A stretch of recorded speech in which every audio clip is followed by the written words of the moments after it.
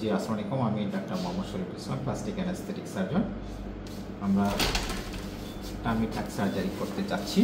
Tummy টাক surgery আমরা বলে রাখি যে বেশ কয়েক ধরনের, তার মধ্যে আজকে আমরা যেটা করবো সেটা হলো ফুল টামি টাক।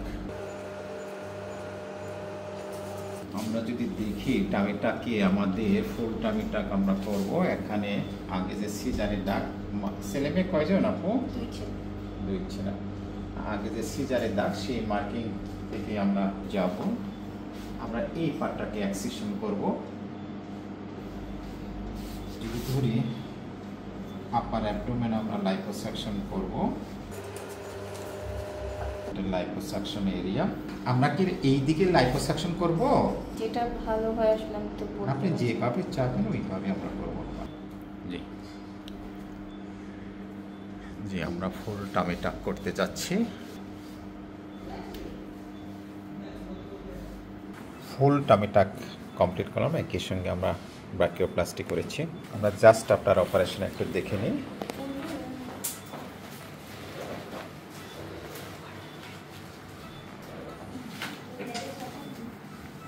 একদম কাপ শেপটা অ্যাবডোমেন হয়ে গেছে। আর আপনারা যেটা ভাঁজ দেখতে পাচ্ছেন, এই ভাঁজটা কিন্তু বসে যাবে। আপনার লাইপোসাকশন করার পরে এই ভাঁজটা সম্পূর্ণভাবে বসে যাবে।